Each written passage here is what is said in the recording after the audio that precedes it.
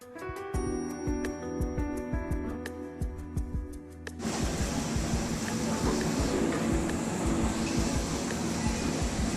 is the first step. I'm making the roux with the oil and the flour. It's my grandmother's gumbo recipe, perfected by my mother this past Christmas. Very good. So now they're trying to make me cook. My husband's the cook in the family. I clean.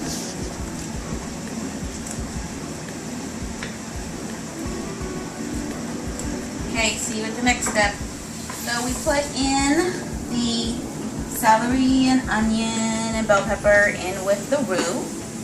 After the roux browned, and we're stirring it until all these components get tender, become tender. And in here, Mr. Cameraman, come over here. We got 2 big healthy crabs with the belly and all the entrails. Yummy, yummy. Doesn't look like much now. That's okay, it will. And then y'all will be asking me for some. My answer is no. See you in part 3. So, last time I left you, I was browning the roux and tenderizing the vegetables that were in the roux. I'm finishing up peeling my shrimp, which are going to go into the gumbo pot. But before I finish that, my vegetables have tenderized nicely. And we're going to take this pot now. We're going to add in to the gumbo pot the contents of the skillet. Don't splash yourself. I've already burned myself a couple times, so for those of you guys who think that somebody else is doing the cooking between takes, I have scars to prove it. So we're adding this in very gingerly, very tenderly, and then we're going to start to stir it up a little bit once we get it in the pot. Let's not forget to turn off our fire. And the fire is about medium. We're going to stir it up and see it's breaking up nicely. Oh, look at that color. So I'm going to finish peeling a couple of my shrimp, and then I'm going to add them in, and we'll get back to you with part 4. So I've dumped my larger shrimp in the pot already, stirred them up, and then now I've got my dried shrimp. Look at these guys, they're so cute. So these are the trong luang.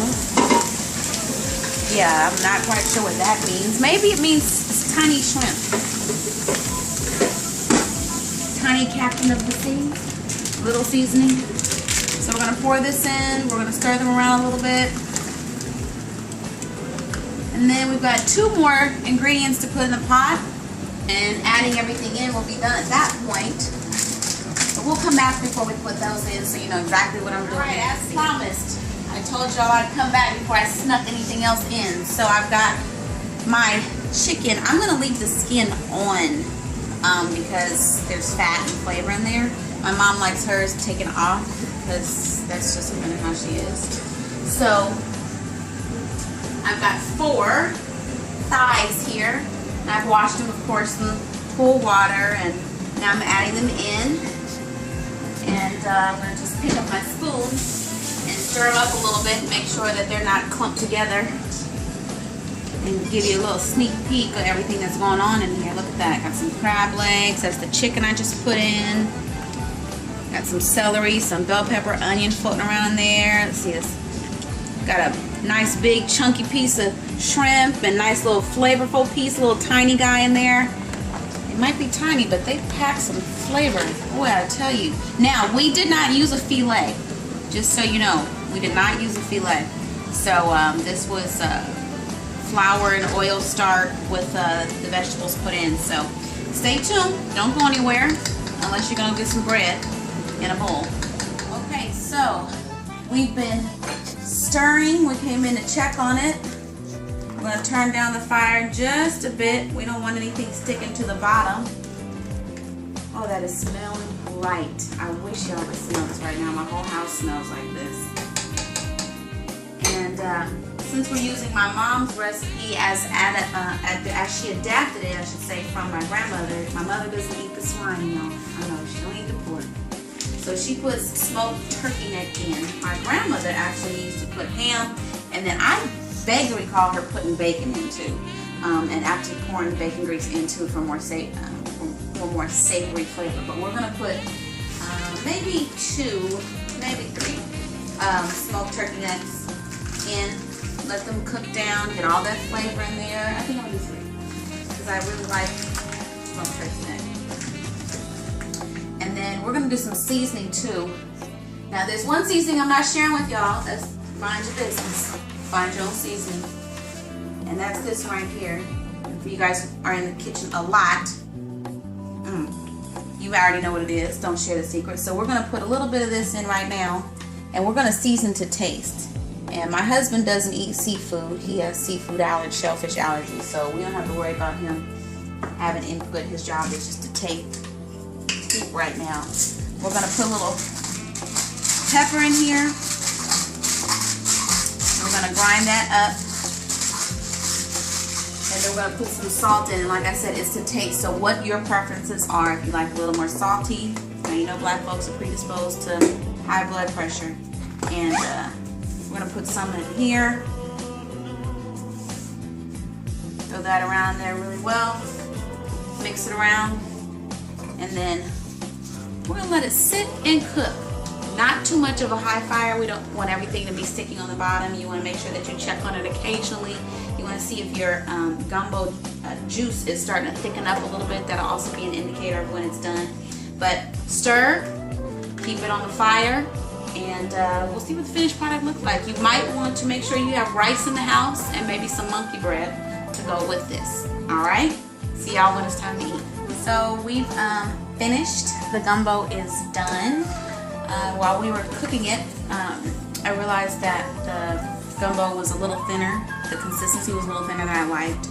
So did what's called a thickening. And thickening is when you take some water, cold water, and flour, and you mix it in a bowl, Tupperware dish, what have you. And you mix it until it looks like a paste almost, and then you add that in to the gumbo while stirring it. And initially when it goes in, it's gonna look like there's maybe white spots in the gumbo. But as you keep stirring it and as you still keep cooking it over medium to low medium heat, that's gonna dissipate. And as you can see now, you can still see a little bit, but it's definitely cooked. It's almost like they ended up being tiny little mini dumplings, the ones that didn't liquefy. But you can see this is the final. This is part of the breast, the belly right there. Let's see what else we can find for you here. There's a nice big juicy claw, some more shrimp. Everything's cooked down really nicely. We're gonna try to get some rice going and serve this over rice. And let's see, maybe we can get a taste while you're watching. I know that you guys aren't here and you can't do smell-o-vision, but let's see if we can do taste-o-vision.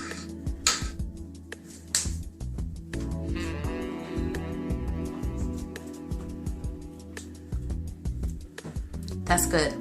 You want to be careful not to over salt your gumbo, because as it cooks, it's definitely going to take in some of the saltiness from the smoked turkey neck and from the chicken skin and from the other ingredients that you put in, like the onions. So you make sure you don't want to over salt it. I did sprinkle a little bit of ground pepper in there and some pink Himalayan salt, and of course that magic ingredient that I didn't tell you all about, so you have to make your own. So thanks for watching, and enjoy your gumbo.